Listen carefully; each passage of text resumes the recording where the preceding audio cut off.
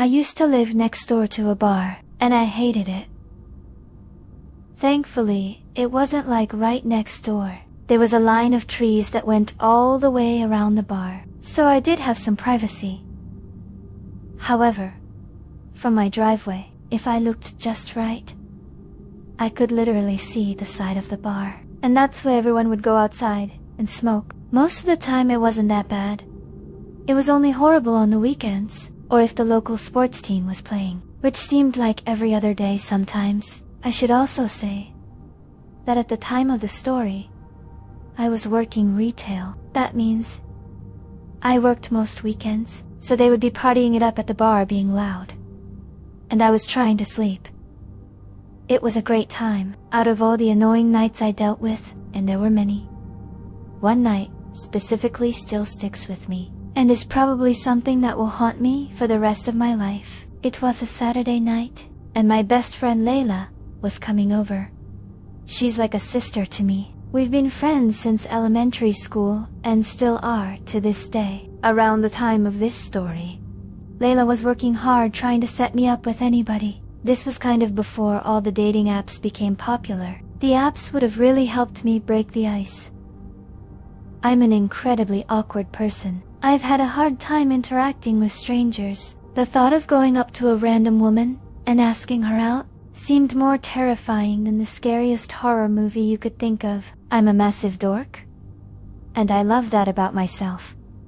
I love my comic books, my collectibles, and more than anything, just relaxing at home. It's kind of hard to meet people when being a homebody is the main part of my identity. That's why Layla was trying to be the ultimate wingman.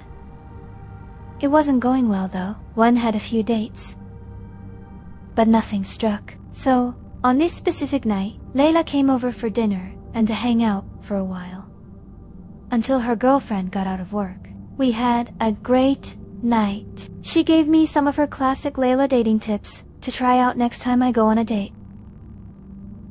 Around 10 that night, her girlfriend called her and told her she was leaving work. I walked Layla to her car and said goodbye. As I watched her drive away, I heard loud noises coming from the bar. I glanced over and saw a group of maybe 7 or 8 girls. They were clearly drinking and feeling good. They were laughing and talking loudly. I could clearly hear every word one of the girls was saying to her friend. I shook my head, and just as I was getting ready to turn around and walk back inside, I noticed one of the girls looking in my direction. I looked around to see if she could have maybe been staring at someone else, but it clearly looked like she was staring at me. I didn't react because I still wasn't sure if she was looking at me or something else. All the women outside started to head back into the bar, but this woman stayed back a little bit. It was like she wasn't with the group of girls even though she was standing with them.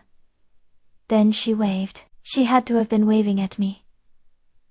There was literally no one else around. I didn't wave back at first. Then she started waving more aggressively. I hesitantly waved back, and she reacted by blowing a kiss in my direction. All I did was smile and go inside. Clearly it was just a woman at the bar who may have had one too many drinks. After the weird interaction outside, I went in and started playing video games since I had a weekend off for once. I couldn't think of a better way to spend the evening. Around 1:30 that morning, I heard a knock on the door. I paused the game I was playing. I heard the gentle knock again. I wasn't that freaked out because of the close proximity to the bar. I've had people show up at my doorstep before. Some people in this town really like to party. I was used to weird things like this happening. Just in case it was something serious, I got up and looked out the small window next to the front door. Nobody was standing there at that moment. It pretty much confirmed that it was just someone from the bar being an idiot. My heart was racing a little bit, just because hearing a knock at the door at that hour is always a little jarring. I didn't get back on my game right away. I was sitting in my front room, reading something on my laptop. I would say maybe 15 minutes had passed since I heard the knock, and I got up to look out the window one more time just to confirm nobody was outside. When I looked out the window, I didn't see anybody, but I did notice that the light inside my car was on. When I focused a little harder, I could also see that my driver's side door was slightly open. Again, I wasn't that scared. I was angrier than anything else. It wouldn't be the first time that someone from the bar tried to break into my car and steal something. The joke was on them because I didn't keep anything valuable in my car. The last time this happened, the light inside my car was on all night, and my battery died the next morning. I didn't want that to happen again. I unlocked the front door, went outside and made my way to my car. I looked in the back seat, just to make sure nobody was camping out back there. Once I realized nobody was in the car, I locked it and headed back inside. Once I got inside and locked the door, I realized I could smell something. It was like a lavender perfume or something. It could have been Layla. But she isn't the perfume type, and I don't think the smell would have lingered that long. My thought was that whoever accidentally knocked on the door was probably wearing too much perfume, and the smell was still lingering on the front porch. I finished what I was doing on the computer, shut down my video game, and decided to finally head to bed. I still felt a little anxious about everything that happened, but I wasn't scared. I put on a movie in bed and tried to drift off. I don't know exactly how much time had passed until I heard something. I turned the movie off so I could hear better. I thought I could hear someone running around the house outside my room. It sounded like light, delicate footsteps, but they were moving rapidly. I moved closer to the door to listen. I heard the sound of giggling. It was a soft, feminine giggle. When I heard the giggling and unmistakable sounds of running around, I completely shut my cracked bedroom door and called the police. I told them that someone broke into my house, most likely somebody from the bar next door. While I was waiting for the police, every minute felt like an hour. Eventually, I didn't hear the running around anymore. I quietly got up and left the bedroom. I grabbed one of my dad's golf clubs from my closet and started slowly walking through the house. When I got to the kitchen, I froze completely. Just standing in my kitchen was a small blonde woman staring out the window. She was wearing an old-looking, tattered pink dress.